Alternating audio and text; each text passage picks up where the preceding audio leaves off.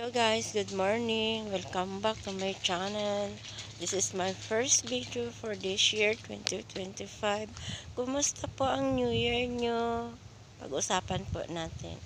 Dito sa amin kagabi, mga fireworks, pero hindi ko po pwedeng i-post dahil may makikita sila kasi nagkamali lang ako sa pag-video ko yun. At least naman masaya rin kahit nawala tayo sa Pilipinas.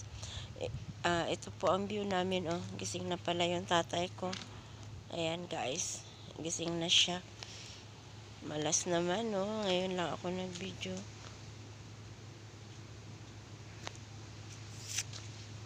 Ayan na siya. Tinitingnan niya yung kanyang boat. Jet ski. Dito ko sa jet ski at sa ilalim ng kahoy.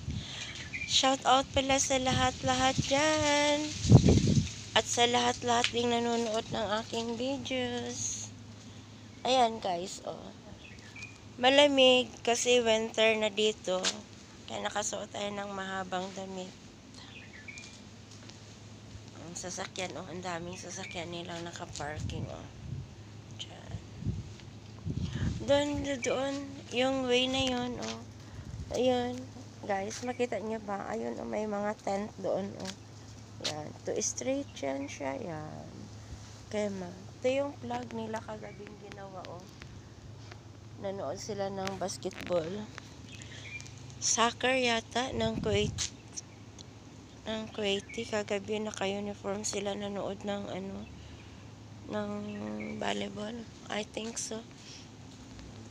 Volleyball o no soccer, hindi ko maintindihan kasi nga syempre bawal naman kaming sa kanila.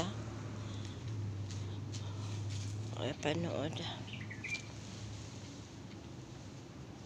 Tulog pa sila sa baba kaya hindi pa tayo pwedeng umarangkada bakbakan ng work. Mag-11 na, oh.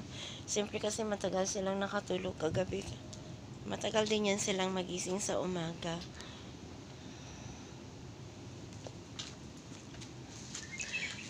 Kahit malayo tayo sa piling ng ating mga family, pero at least maging matatag tayo. Ayan ang buhay OFW.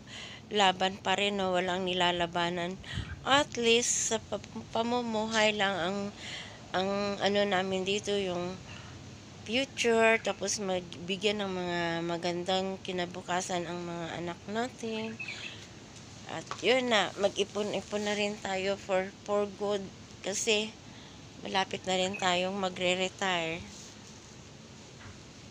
sa pag-work dito sa abroad. So, long time ago na rin naman eh. So, nag-ipon lang ako ng aking pang for good na.